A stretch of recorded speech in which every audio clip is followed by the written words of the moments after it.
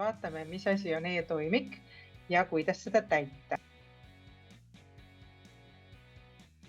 Kõigepealt vaatame, mis on andmekaart. Siin on kirjas elaniku põhiandmed ja tema dokumendid.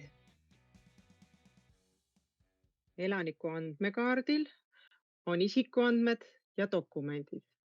Näiteks saame siit vaadata, milliseid ravimeid elanik võtab, kes on tema eestkostja ja mis on tema andmed, milline diagnoos elanikul on ja samamoodi pääseb siit kõikidele elaniku teenust puudutavatele detailandmetele. Ja nüüd edasi vaatame, mis on elaniku profiil.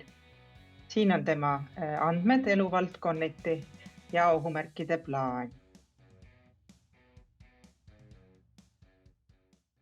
Profiil on elaniku minapilt, eluolu ja kogemuste kirjeldus valdkondade kaupa. Näiteks paneme siia kirja selle, kuidas on elanikul suhted lähedastega, kuidas on tema tervislik olukord, millised on tema vaba aja ja huvitegevused ja kuidas tal läheb töötamise ja õppimisega. Profiil aitab meil otsustada, millised eesmärgid ja tegevused elanikule sobivad. Mis on elaniku tegevusplaan? Siin on tema sihid ja sammud teenusel, eesmärgid ja tegevused. Kui elaniku profiil on täidetud ja tema soovid on meile juba tuttavad ja teada, arutame elanikuga ja planeerime profiili põhjal koos temaga teenuse ajaks eesmärgid. Näiteks valdkonnas igapäevaelu toimingud toitlustuse all me näeme, et talle meeldib süüa teha, aga mitte pliidi peal kuumaga. Samuti näeme, et elaniku hinnang elukvaliteedile selles valdkonnas on üpris hea. Ja samuti näeme, et oleme profiili luues jõudnud järeldusele, et selles valdkonnas peaks talle püstitama eesmärgi. Eesmärgi lisame selliselt. Ja kuna elanikule meeldis süüa teha, aga mitte pliidi peal kuumaga, võikski eesmärk olla, et oskan pliidi peal sooja toitu teha. Ja see põhjus, miks ta võiks selle asja ära õppida, on see, et ta soovib olla iseseisvam.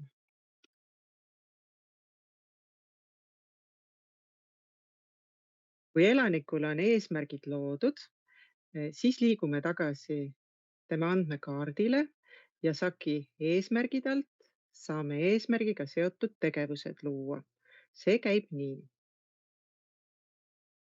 Lisame siit kalendri sündmuse, paneme sündmusele pealkirja, näiteks kokkamisring. Siin saame panna sündmusele kategooria, et me hiljem aruandest ta üles leiaksime, näiteks igapäevaelu valdkonnas toidutegu. Elaniku nimi on meil siin juba kirjas, kalenderplaani sündmuse liik ehk et kuidas seda eesmärki saavutame, on meie 2+2 õppimistegevus. Siin on kirjas, millal tegevus pihta hakkab. Siin on kirjas kell 3 öösel, selle me saame ära parandada. Kokkamistunni me tahame panna käima kella 4. Kestuseks on 1 tund. Samuti saame siia kirjutada, millist meelespead töötajale jätta kokkamisringi puhul, näiteks, et kindlasti elanik ei tohiks ilma pajalappideta tegutseda. Samuti saab panna meelespea töötajale, mida töötaja peaks tegema.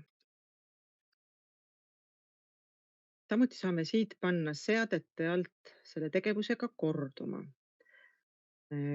Kordusteks praegu paneme iga nädal 4 päeviti. Lõpukuupäevaks paneme ta siis jooksma meile praegu selle kokkamistunni kuni novembri lõpuni. Ja siis vajutame salvesta. Nüüd eesmärkide alt näemegi, et elanikule on pandud eesmärgiks oskan pliidil sooja toitu teha, tegevus, kokkamisring, mille kaudu ta siis eesmärgi poole liigub. Kui elanikul on eesmärgid loodud ja kalendrisse eesmärkidega seotud tegevused ka pandud, Siis genereerub meile tegevusplaani dokument, mis on saadav siit.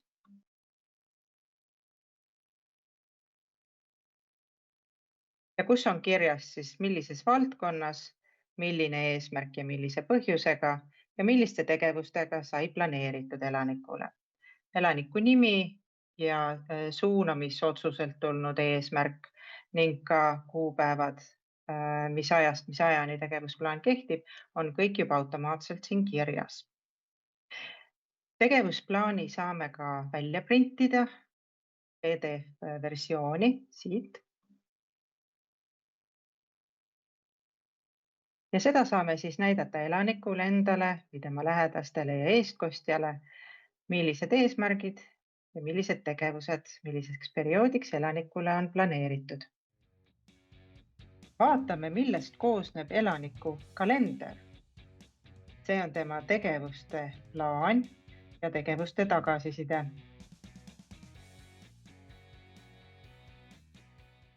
Elaniku kalendris on kirjas tema tegevused. Nii eesmärkidega seotud tegevused, nagu meil Mallel oli kokkamisring, kui ka muud tavapärased toimingud, näiteks lõunasöök, hommikusöök. Aga näiteks näeme ka, et reedel tuleb ema külla kell 14.30. Otse kalendrisse saab ka sisestada tegevusi, mis ei ole elaniku eesmärkidega seotud. Näiteks sellised. Valime reede kell 15. Klikkame, vajutame muuda ja saamegi sisestada uue tegevuse. Näiteks arvutiõpe. Paneme sündmuse kategooria. Algusajaks oli täpselt see, kus me siis kalendril klikkasime. Kestvuseks on vaikimisi 30 minutit. Las see jäädagi. Kalenderplaani sündmuse liigiks saame panna 2+2 tegevuse. Ja siia samamoodi kirjeldus, töötaja kirjeldus, mingisugused sammud, mida me peame kindlasti tähele panema selle tunni jooksul.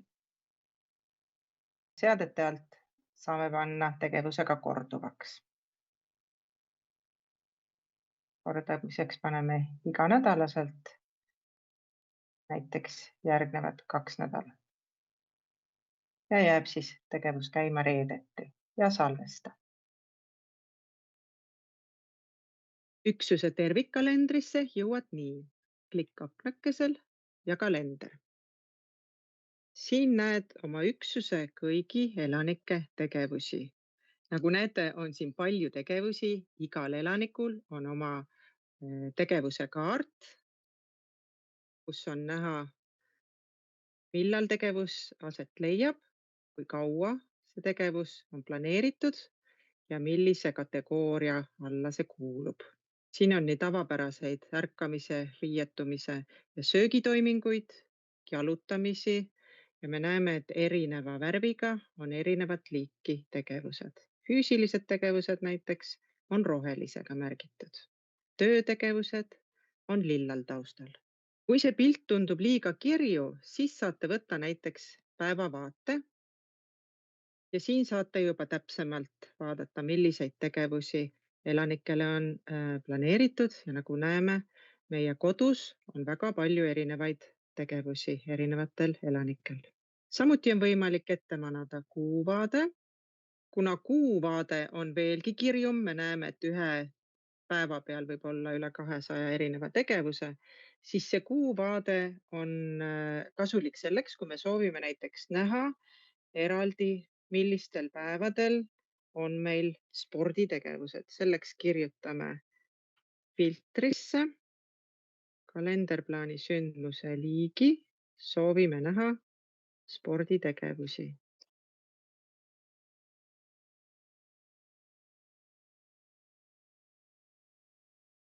Tegevusi on hõlpsam filtreerida kalenderplaani sündmuse liigi järgi küll paremal ribal, võttes linnukese eest ära nendel tegevustel, mida me antud hetkel näha ei soovi.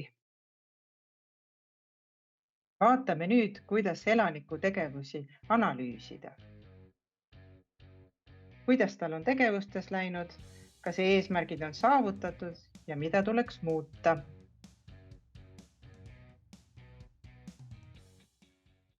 kui elanikul on tegevus tehtud, lisame talle päevaplaanis lihtsa naerunäoga tagasiside. Näiteks Malle käis meil neljapäeviti kell 4 kokkamisringis. Kirjutasime talle ka tegevuse kaardi peale, et tal oleksid kindlasti pajalapid käes, töötaja pidi jälgima kogu aeg, kui Malle on pliidi juures. See kalenderplaani tegevus on siin ka selliselt lahti kirjutatud. Ja nüüd me saame kirjutada, kuidas Mallel kokkamisringis läks. Kui tal läks väga hästi, ta oli julge ja ei kartnud pliidi juures tegutseda, siis paneme talle rohelise näo ja saame ka kirjutada väikese kommentaari. Ja okei. Kui tal siiski nii hästi ei läinud, kartis või kõrvetas ennast ära, siis paneme punase näo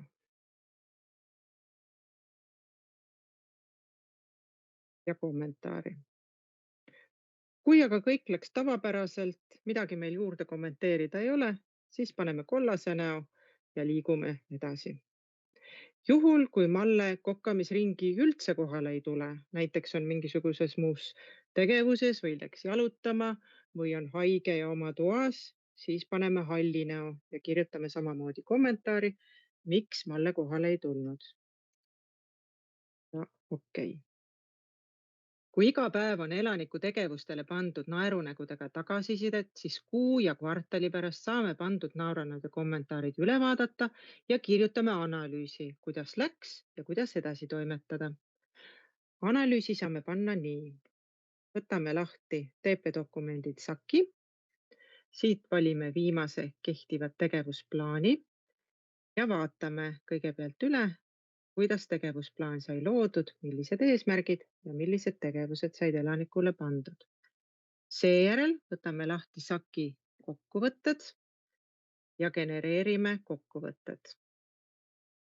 Siin on näha kommentaaride lahtris kõikide tegevuste naerunägude tagasisidet, kuhu said kommentaarid kirjutatud.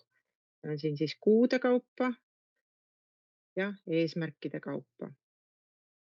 Samuti on siin näha, kui mingisugustes tegevustes elanik ei ole osalenud ja samuti, milline on tema keskmine naerunägude hinne. Kui see on pluss poole peal ehk positiivne number, siis on rohkem tal rohelisi nägusid ja edukaid tegutsemisi. Kui siin miinusmärgiga, siis on rohkem olnud punaseid nägusid ja selliseid tegevusi, kus me peame tähelepanu pöörama. Analüüsi saame kirjutada selliselt, et vajutame siin üleval muuda ja kommentaari lahtrisse, kommentaaride juurde saame siis kirjutada kokkuvõtte, kuidas tal läks juulis-augustis ja mida me plaanime edaspidiseks. Seejärel vajutame salvesta.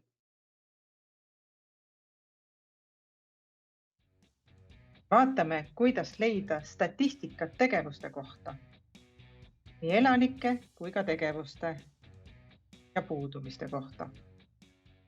On väga oluline e-toimikus jooksvalt ja õigeaegselt täita nii kliendi andmeid, kalendri andmeid kui ka seda, kuidas tal tegevustes läheb, sest selle kaudu me saame võtta välja olulist statistikat nii kliendi, üksuse kui ka ettevõtte kohta tervikuna. See annab meile võimaluse otsustada, kuidas kliendi elu edasi toimetada ja kuidas ettevõtte ja üksuse tasemel midagi muuta. Aruanded saame võtta aruannete SAK-i alt, SKA aruanne. Edasi liigume listvaatesse ja siin saame siis juba vastavalt filtreerida ja rühmitada kõikvõimalike elanike tegevustega seotud andmeid, kas kodukaupa või siit edasi ka kliendinimede kaupa. Loomulikult on filtreid ja rühmitamisi siin äärmiselt palju ja me võime ise mõelda, milliseid vaateid meil otsustamisteks vajalik on välja võtta. Kõik e-toimikusse sisestatud andmed jõuavad ka keskkonda Tableau ehk andmeait, kus me siis saame üle ettevõttelist ja piirkonnapõhist vaadet, kuidas meil erinevate tegevustega läheb. Näiteks siin on näha, kuidas meil on puudumistega olnud juulikuus 2024. See on vajalik ettevõtte juhtkonnale, piirkonnajuhtidele ja tiimijuhtidele, et otsustada, kas on mingisuguseid puudumistega seotud muresid, millega tuleks tegeleda üksuse või piirkonna tasemel. Siin on ka näha seda, kui pikalt näiteks on keskmised puudumised meil kestnud erinevate puudumise liikide lõikes ja millised on need päevad, millal on eriti palju puudumisi. Saab vaadata, kas need on näiteks nädalavahetused olnud, kui inimesed käivad puhkamas ja nii edasi. Nüüd vaatame, kuidas töötajad saavad omavahel infot vahetada töö käigus. Kui ühe pere või üksuse töötajad soovivad omavahel igapäevast töökorralduslikku informatsiooni vahetada, siis seda saab teha sõnumite all, kus on erinevad kanalid erinevatele töötaja chat-gruppidele.